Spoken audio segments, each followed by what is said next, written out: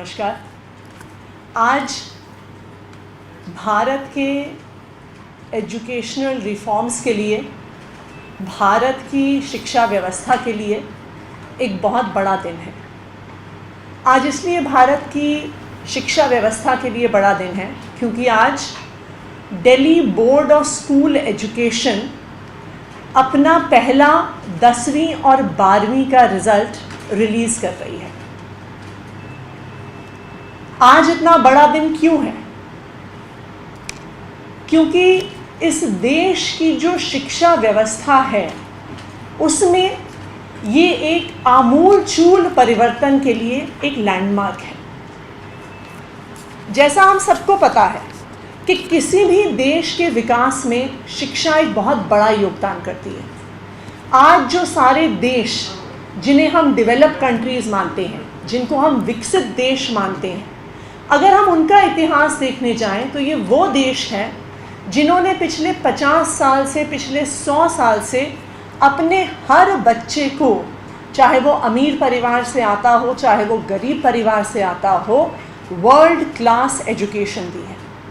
तो चाहे वो अमेरिका हो, चाहे वो यूके हो, चाहे वो कनाडा हो, चाहे वो फ्रांस हो, इन सब देशों ने अपने बच्चों को वर्ल्ड क्लास एजुकेशन दी और इसलिए आज ये दुनिया के विकसित देश कहलाते हैं। पिछले 8 साल से अरविंद केजरीवाल जी की सरकार ने शिक्षा पे बहुत जोर दिया है। जब से अरविंद केजरीवाल जी की सरकार बनी है, हर साल दिल्ली के बजट में शिक्षा का बजट सबसे बड़ा होता है।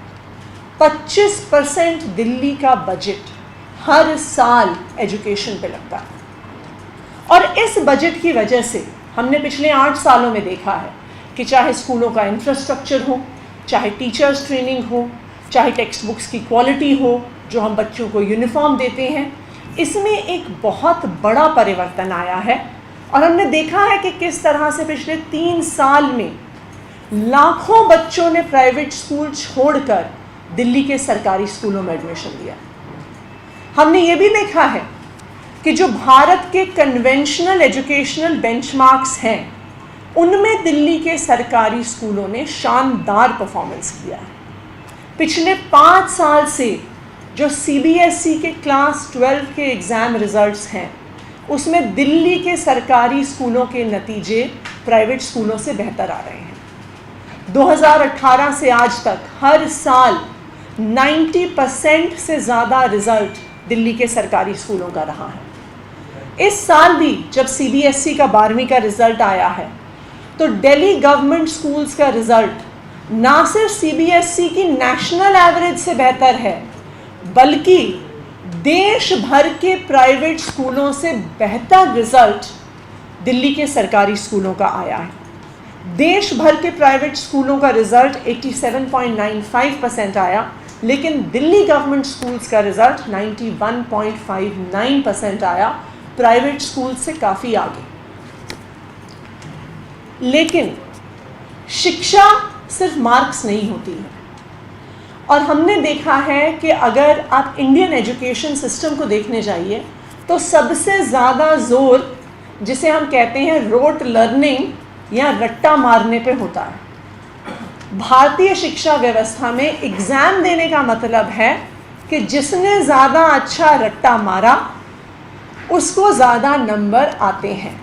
और यही कारण है कि जो भारत में, पूरे देश में जो हमारे हाई क्वालिटी एजुकेशन इंस्टीट्यूशंस हैं, वो अपना एंट्रेंस एग्ज़ाम अलग लेते हैं, क्योंकि उन्हें हमारे एग्जिस्टिंग एजुकेशन सिस्टम पर, एग्जिस्टिंग एग्ज़ामिनेशन सिस्टम पर और उनसे आने वाले मार्क्स पर भरोसा नहीं है, क्योंकि उन्हें लगता है कि ये मार्क्स तो सिर्फ रोट लर्निंग या रट्टा मारने के आधार पर आते हैं।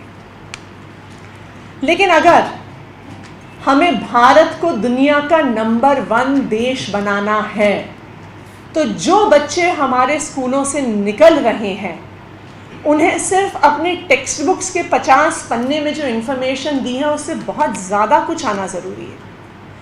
खास करके आज के दौर में जहाँ पर टेक्नोलॉजी की वजह से आज हर बच्चे के हाथ में, हर इंसान के हाथ में एक फ़ोन है, जहाँ पर कोई भी इंफॉर्मेशन 30 सेकंड के अंदर अंदर आपको मिल सकती है। तो एक शिक्षा व्यवस्था का क्या पर्पस है? एक शिक्षा व्यवस्था का पर्पस है कि हम ऐसे लड़के लड़कियां अपने एजुकेशन सिस्टम से निकालें जो क्रिटिकल थिंकिंग कर सकें, जो अपने आसपास की चीज़ों को समझ सकते हैं, जो एनालिसिस कर सकते हैं, जो दुनिया में आसपास उनको इतनी इन्फॉर्मेशन मिलती है उसमें से क्या सही है क्या गलत है उसको आंक सकते हैं, उसको जांच सकते हैं।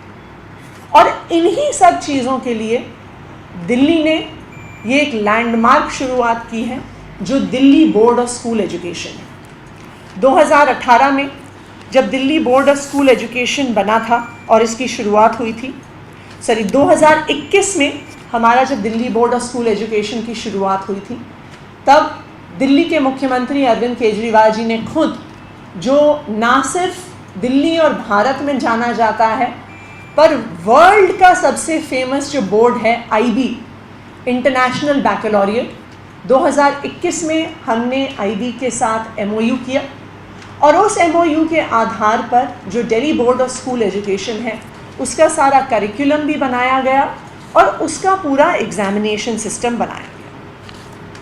हमारे Delhi board of school education की हमने एक छोटी शुरुआत करी है जहाँ पे हमारे 20 schools of specialised excellence Delhi board of school education से एफिलिएटेड हैं। इस साल 20 स्कूलों में 10th और 12th का जो रिज़ल्ट है वो DBSC से आया है। आने वाले साल में जो नेक्स्ट ईयर होगा 50 स्कूल टोटल अफिलिएट हो जाएंगे Delhi board of school education के लिए और हम DBSC को ओपन करेंगे प्राइवेट स्कूल्स की एफिलिएशन के लिए भी और दिल्ली गवर्नमेंट के जो भी स्कूल्स DBSC से एफिलिएट होना चाहते हैं। तो इस साल हमारे यहाँ 10th स्टैंडर्ड में 1594 स्टूडेंट्स DBSC में अपीयर हुए हैं सीनियर सेकेंडरी सर्टिफिकेट एग्जामिनेशन के लिए और 672 स्टूडेंट्स 12th स्टैंडर्ड में अपीयर हुए हैं DBSC के एग्ज़ाम के लिए। जो स्टूडेंट्स 10th स्टैंडर्ड में अपीयर हुए हैं उनके जो सब्जेक्ट्स हैं उसमें 6 फाउंडेशनल सब्जेक्ट्स हैं जो सब स्टूडेंट्स ने लिए हैं, जिसमें शामिल हैं English, Hindi, maths, science, social science and entrepreneurial mindset and digital design. So ये जो 6 सब्जेक्ट्स हैं इनको सारे हमारे 1594 स्टूडेंट्स ने लिया है। लेकिन जैसा कि आप जानते हैं हमारे जो स्कूल्स ऑफ स्पेशलाइज्ड एक्सीलेंस हैं वो 9th स्टैंडर्ड से ही स्पेशलाइजेशन हमारे स्टूडेंट्स को देते हैं।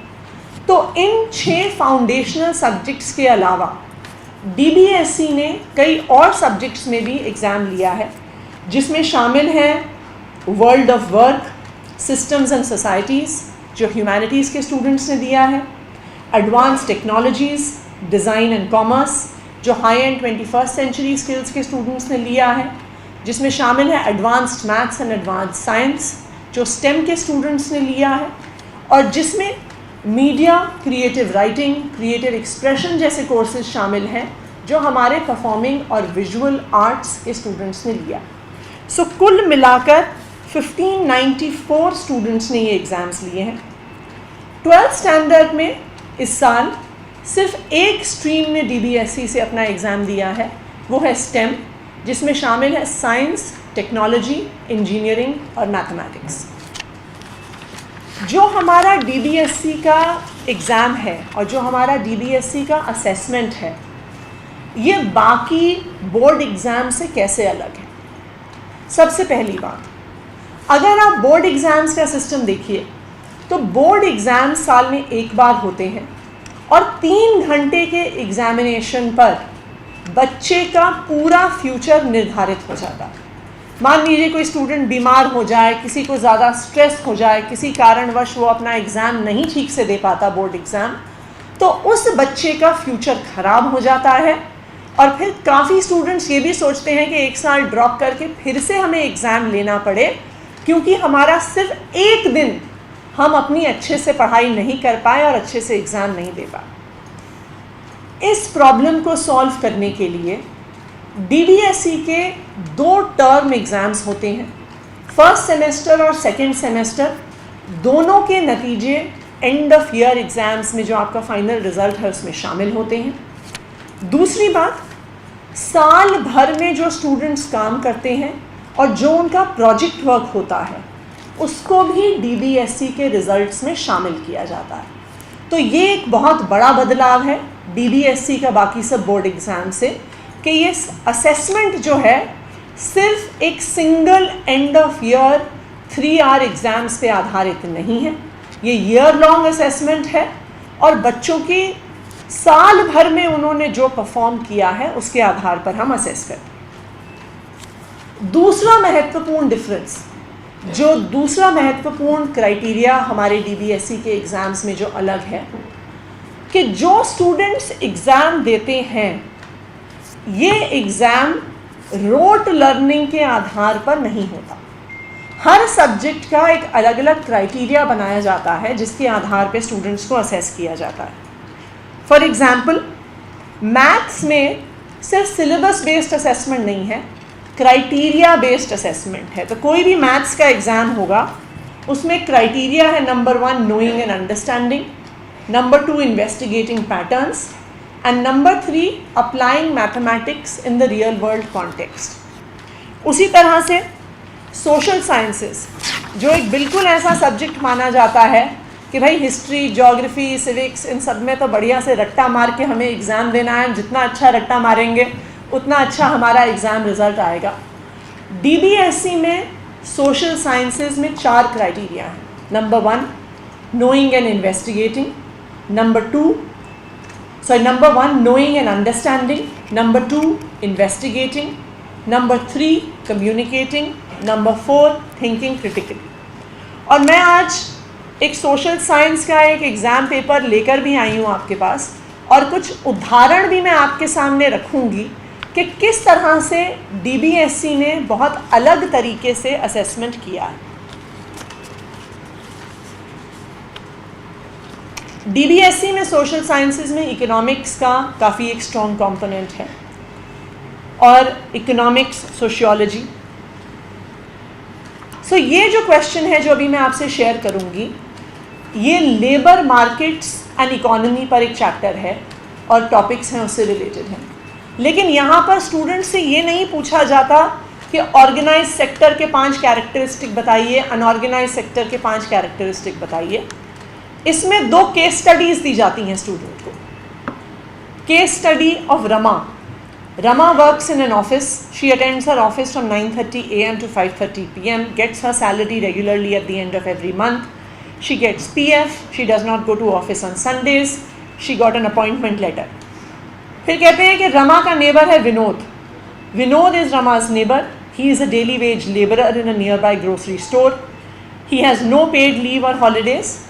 दोनों के कामों का डिस्क्रिप्शन दिया जाता है और फिर स्टूडेंट से पूछा जाता है, based on your understanding of the case studies of Rama and Vinod, compare and contrast their working conditions and identify the sectors of the economy in which they are both working. तो अगर स्टूडेंट एग्जाम में रट कर आता है तो वो ऐसे सवालों का जवाब नहीं दे सकता है। दूसरी बात, सोशल साइंस का एक और विषय इतिहास, जहाँ पर भी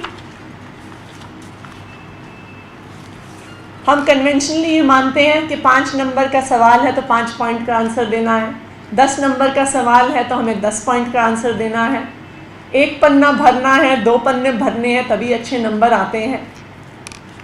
यहाँ पर यूरोपियन हिस्ट्री के एक सवाल में फ्रेंच रेवोल्यूशन का जो सेक्शन है, वहाँ पर ये नहीं पूछा जाता कि नेपोलियन ने क्या किया क्या नहीं किया, ये पूछा जाता है that through the civil code of 1804 Napoleon had incorporated revolutionary principles in order to make the whole system more efficient. Do you agree with this statement? Yes or no? और yes or no में आपकी जो भी राय है आप उसको justify करने के लिए कारण बताइए। तो स्टूडेंट से ये नहीं पूछा जाता कि आप 20 पॉइंट का आंसर लिखिए, 10 पॉइंट का आंसर लिखिए। स्टूडेंट को कहा जाता है कि आप एनालिसिस के आधार पे कुछ सही और गलत नहीं है, आप जो इतिहास में हुआ उसको समझिए, अपनी समझ बनाइए, एनालिसिस करिए और अपना जवाब लिखिए। तो जैसा आप देख सकते हैं कुछ ही उदाहरण है, हम और भी डिटेल उदाहरण अपनी जो DBSC की वेबसाइट है उस पर हम शेयर करेंगे कि किस तरह से ये बहुत ही अलग प्रकार से असेसमेंट हुआ है। तीसरी जो इम्पॉर्टेंट चेंज है, तो हमने 2 इम्पॉर्टेंट अभी तक चेंजेस बताए। नंबर 1 कि no single end of year exam. Number 2 assessment rote learning के आधार पर नहीं है। और तीसरी बात, जो बच्चों को रिपोर्ट कार्ड मिलेगा ये ग्रेड पॉइंट एवरेज के आधार पर होगा। 8 लेवल्स का अलग अलग ग्रेड पॉइंट एवरेज होंगे और इस बार के रिज़ल्ट में 6 और 7 हमारे 2 हाईएस्ट ग्रेड पॉइंट एवरेजेस हैं जो हमारे स्टूडेंट्स को मिले हैं। अब फाइनली जो हमारे क्लास 10 और क्लास 12 का रिज़ल्ट है, इस बार 1582 स्टूडेंट्स ने दोनों अपने एंड टर्म एग्ज़ाम्स दिए। 776 स्टूडेंट्स ने जो हमारे हाईएस्ट ग्रेड पॉइंट एवरेजेस हैं 6 और 7, ये 776 स्टूडेंट्स को मिले हैं। हमारी क्वालिफाइंग ग्रेड पॉइंट एवरेज है 3। 8 ऐसे बच्चे हैं जो इस क्वालिफाइंग ग्रेड पॉइंट एवरेज तक नहीं पहुंच सके हैं, उनके लिए 1 महीने के बाद एक सप्लीमेंट्री एग्ज़ाम होगा। ये है हमारे क्लास 10 का रिज़ल्ट। हमारे क्लास 10 में 1582 स्टूडेंट्स ने अपने दोनों सेमेस्टर एग्ज़ाम्स दिए हैं। 776 स्टूडेंट्स ने जो हमारे हाईएस्ट ग्रेड पॉइंट एवरेजेस हैं 6 और 7 उनको अचीव किया है। एंड 8 ऐसे स्टूडेंट्स हैं जिन्होंने हमारा क्वालिफाइंग ग्रेड पॉइंट एवरेज जो 3 है वो उसको अचीव नहीं कर पाए हैं। इन स्टूडेंट्स को 1 महीने के बाद एक सप्लीमेंट्री टेस्ट दिया जाएगा। अब हमारे क्लास 10 के टॉपर्स,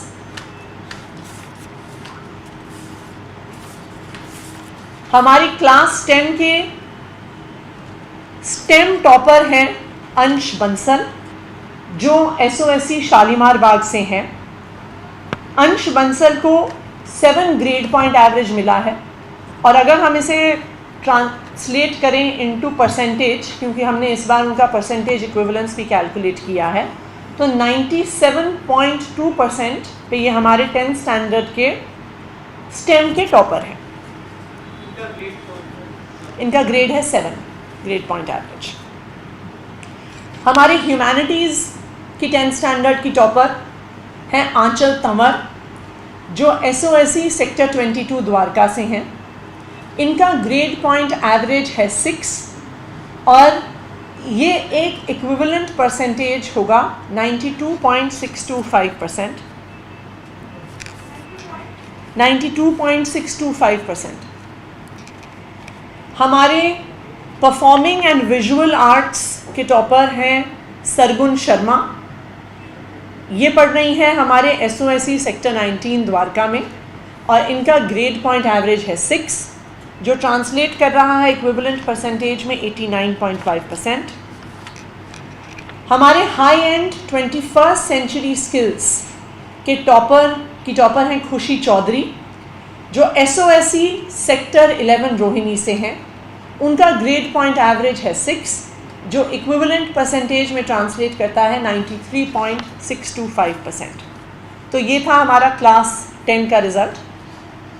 हमारा क्लास 12 का रिज़ल्ट 668 स्टूडेंट्स ने दोनों हमारे एंड सेमेस्टर एग्ज़ाम्स दिए हैं।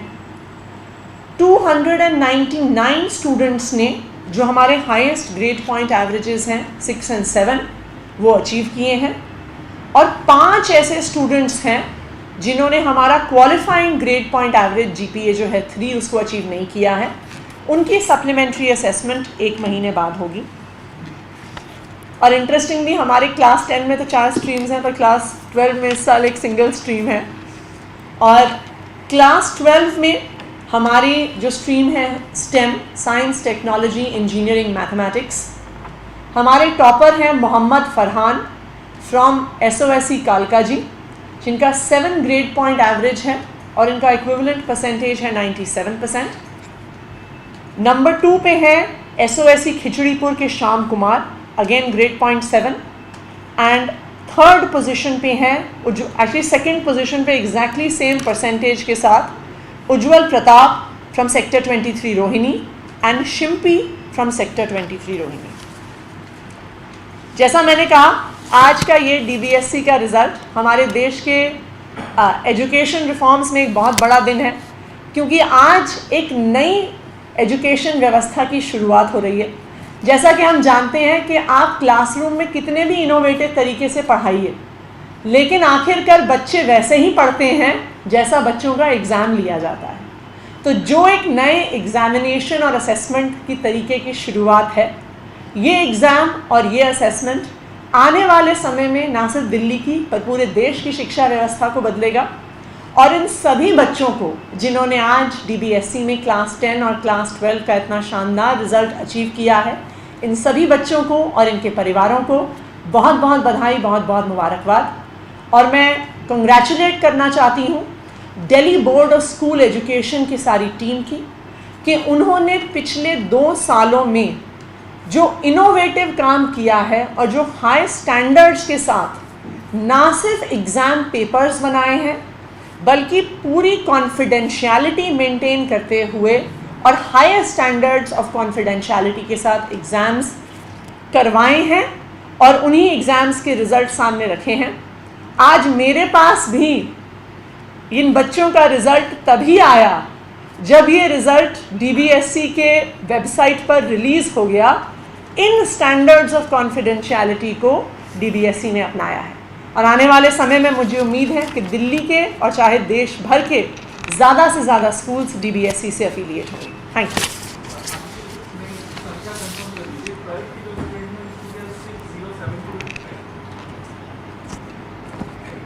हमारे 12th में 668 स्टूडेंट्स ने दोनों एग्ज़ाम्स दिए अपने फर्स्ट सेमेस्टर से। वैसे 672 थे, पर उसमें से कुछ स्टूडेंट्स ने दोनों सेमेस्टर के एग्ज़ाम नहीं दिए, तो इसलिए माना नहीं जाएगा कि 668 स्टूडेंट्स ने आपके एग्ज़ाम दिए और 299 स्टूडेंट्स के एवरेजेस जो 6 और 7 है वो आए। अभी आपने जी साल 2023 299 स्टूडेंट्स के आपके हाईएस्ट ग्रेड पॉइंट एवरेजेस जो 6 और 7 है वो आए। अभी आपने जी साल 2023 और 24 का जो सत्र होगा, इसमें कितना और सत्र होगा, इसमें कितना और स्कूल में लागू होगा? देखिए, आने वाले सत्र में तो जितने अभी के स्कूल हैं उतना ही लागू होगा, लेकिन इस साल 9th और 11th में हमारे SOSEs जो नए हैं वो इसमें ऐड होंगे और DBSE के कुछ और जो स्कूल्स हैं जो हम इस साल से शुरुआत कर रहे हैं, स्कूल्स ऑफ अप्लाइड लर्निंग, वो भी शामिल होंगे। तो इस साल 9th और 11th का असेसमेंट DBSE तकरीबन 50 स्कूलों में लेगी।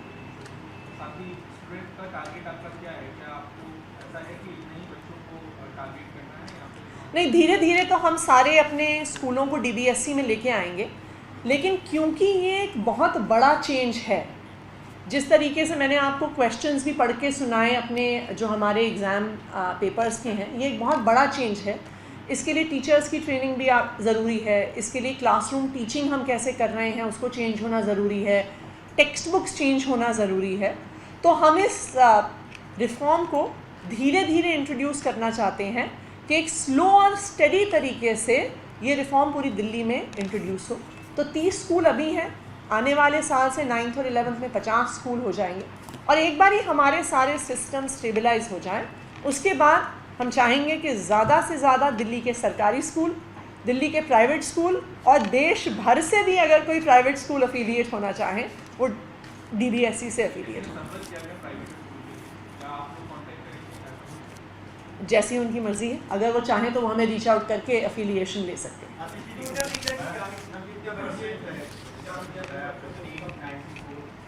ये एक्चुअली रिज़ल्ट थोड़े बाकी अलग है बाकी उससे। तो आप ये जानना चाह रहे हैं कि कितने बच्चों ने क्लियर किया?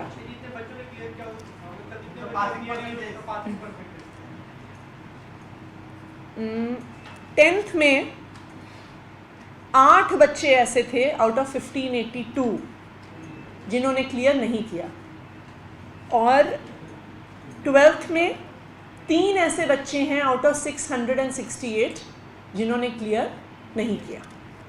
ये जो सीबीएसई का रिजल्ट आया उसको लेकर बीजेपी लगातार ये कह रही है कि 2015 के बाद से जो 10वीं का रिजल्ट है उसमें लगातार गिरावट आ रही है और काफी बड़ी गिरावट थी। तो क्या इसका जवाब होगा, क्योंकि आपने ये कहा है कि रिजल्ट दिन प्रतिदिन बढ़िया हुआ है। देखिए, मैं तो भारतीय जनता पार्टी से पहले तो मेरे 2-3 सवाल हैं उनसे। सबसे पहली बात, क्या उनमें और उनकी किसी भी राज्य सरकार में ये हिम्मत है कि वो सीबीएसई का एग्ज़ाम दिलवाएं अपने बच्चों को? कि सीबीएसई जिसका स्टैंडर्ड देश भर में जो स्टेट बोर्ड्स माने जाते हैं आज के दिन के, उनसे बेहतर है, उनसे ज़्यादा कॉन्फिडेंशियलिटी से और प्रोसीजर से जहाँ पे एग्ज़ाम होता है। सबसे पहले तो मैं भारतीय जनता पार्टी को चैलेंज देती हूँ कि जिस तरह से दिल्ली सरकार ने अपने हर स्कूल को सीबीएसई से एफिलिएट किया हुआ था, क्या वो कर सकते हैं क्या? तो फिर हम एक्चुअली कंपैरिजन कर पाएंगे कि किस तरह से बीजेपी रूल्ड स्टेट्स का क्या रिजल्ट है और आम आदमी पार्टी अरविंद केजरीवाल जी की सरकार के स्कूल्स का क्या रिजल्ट है। पहली बात। दूसरी बात, सीबीएसई देश भर में 90% जो सीबीएसई के स्कूल्स हैं वो सरकारी स्कूल्स नहीं हैं, सिर्फ प्राइवेट स्कूल्स हैं। दिल्ली सरकार को छोड़ के सिर्फ केंद्रीय विद्यालय और नवोदय विद्यालय ऐसे सरकारी स्कूल हैं जो सीबीएसई एफिलिएटेड है। अगर आप इस साल का 12th का रिजल्ट देखिए, पूरे देश भर में 12th का रिजल्ट पिछले साल के कंपैरिजन में थोड़ा लोअर आया है, लेकिन दिल्ली के सरकारी स्कूलों के नतीजे सीबीएसई के नेशनल एवरेज से 4% ज़्यादा हैं। और ना सिर्फ सीबीएसई नेशनल एवरेज से, देश भर के प्राइवेट स्कूलों से बेहतर रिजल्ट दिल्ली के सरकारी स्कूलों का आया है। मैंने अभी जैसे पहले भी बताया, प्राइवेट स्कूलों का देश भर में पास परसेंटेज है 87.95 और दिल्ली गवर्नमेंट स्कूल्स का पास परसेंटेज है 91.59%। तो दिल्ली के सरकारी स्कूल आज भी देश भर के सरकारी स्कूल क्या, देश भर के प्राइवेट स्कूल से बेहतर परफॉर्म कर रहे हैं। नंबर 1। नंबर 2, अब सचदेवा जी थोड़ा अपना डेटा भी देखना सीख लें तो बढ़िया रहेगा कि वो लास्ट ईयर के 10th का रिज़ल्ट देखें और इस साल के 10th का रिज़ल्ट देखें तो उन्हें पता चलेगा कि इस साल के 10th का रिज़ल्ट हमारा पिछले साल से 4% ज़्यादा है। लेकिन अगर उन्हें डेटा देखना नहीं आता तो दिल्ली के SOSEs में DBSE में एक डेटा एनालिसिस का एक कोर्स भी है, वो चाहे तो हम as a special subject special student उनको इनरोल करवा सकते हैं और कि आने वाले समय में वो डेटा और मैथमेटिक्स को बेहतर समझ पाए।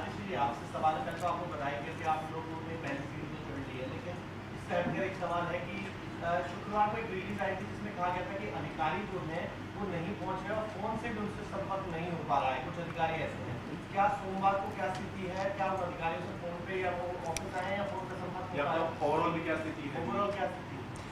देखिए, दिल्ली सरकार के कुछ अधिकारी जो काम पर नहीं आ रहे हैं उन पर स्ट्रिक्ट एक्शन लिया जाएगा, उनको शो कॉज नोटिस इशू किए जाएंगे। लेकिन ये स्थिति कम ही अधिकारियों की है।